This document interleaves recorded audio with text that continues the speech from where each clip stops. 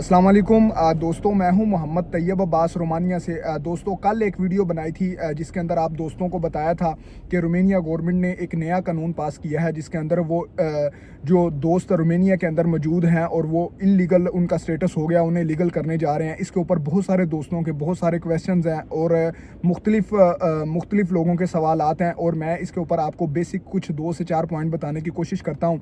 और एक जो बहुत ज़्यादा पूछा जाने वाला सवाल है, बहुत सारे दोस्त ये पूछ रहे हैं कि ये बात बहुत देर से भी गर्दिश कर रही थी कि जो रोमानिया के अंदर दोस्त जॉब चेंज करते हैं उनके लिए जो वर्क परमिट चाहिए होता है वो भी जो है वो ख़त्म हो जाएगा सिस्टम, लेकिन ऐसा कुछ भी नहीं है। कल जो इन्होंने 27 अप्रैल को परसों जो इन्होंने कानून पास किया उसके अंदर इस तरह का कोई भी अपडेट नहीं है कि जो रोमानिया में जॉब चेंज करते हैं उनके लिए जो है वो वर्क परमिट नहीं चाहिए होगा। उनके लिए वही वर्क परमिट चाहिए होगा और उनका वही प्रोसेस उसी तरह जो है वो चल रहा है।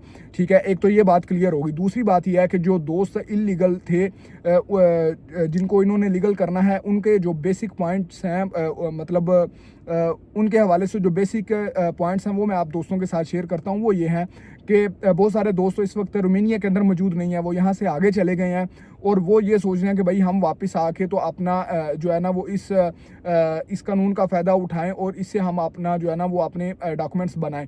तो दोस्तों, अभी देखें, अभी ना मेरा ज़ाती तौर पे कोई भी इस तरह का अभी तक तो एक्सपीरियंस नहीं हुआ। अभी 1 से 2 दिन हुए हैं इस कानून को शुरू हुए। ठीक है, तो अभी जैसे जैसे लोग अपना प्रोसेस करवाएंगे तो चीज़ें खुलकर सामने आती जाएंगी, तो फिर ही जो है वो इंशाल्लाह मैं भी इसके ऊपर वीडियोज़ बनाऊँगा कि अगर मेरी नज़र में कोई इस तरह का केस आता है कि लोग बाहर से आके जो है वो डॉक्यूमेंट्स जमा करवाते हैं जो रोमानिया में लीगल इंटर हुए थे और वो इलीगल होने की सूरत में यहाँ से आगे चले गए हैं और अब वो वापस आना चाह रहे हैं, तो इसके ऊपर जो है वो अभी कोई भी मैं किसी किस्म के 100% जो है वो किसी दोस्त को जो है वो नहीं दे सकता श्योरिटी। ठीक है, एक तो ये चीज़ है। दूसरी चीज़ ये है कि इसके अंदर आपको कौन से डॉक्यूमेंट्स या किन चीज़ों की ज़रूरत होगी। जो बेसिक चीज़ें हैं वो यही है कि आपको एक होम एड्रेस चाहिए होगा और एक आपको सर्टिफाइड कंपनी का जो है वो कॉन्ट्रैक्ट चाहिए होगा। सर्टिफाइड कंपनी, कल भी वीडियो के अंदर यही मकसद था जो मैंने वीडियो बनाई थी उसके अंदर यही चीज़ वाज़िया की गई थी कि सर्टिफाइड कंपनी, अब हर कंपनी जो है वो किसी भी कंपनी का आप लेके कॉन्ट्रैक्ट नहीं लगा सकते। जो सर्टिफाइड कंपनीज होंगी, अब सर्टिफाइड कंपनीज अभी फौरी तौर पे तो कोई भी नहीं, मेरे ख्याल से तो कोई भी नहीं होगी। लोग अभी अपना प्रोसेस शुरू करेंगे। जो कंपनीज ऑलरेडी मौजूद हैं, जो बड़ी कंपनीज हैं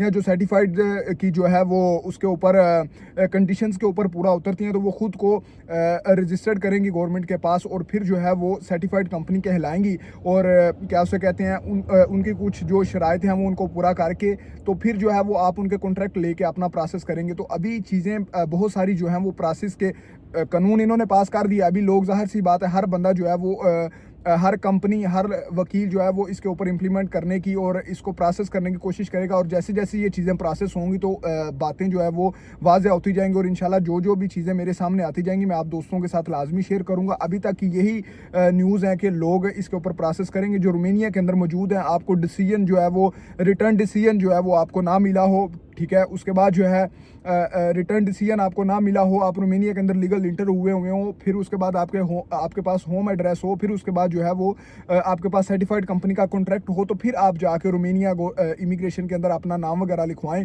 तो फिर आपके लिए ये जो है वो कानून मुफीद फुल साबित होगा।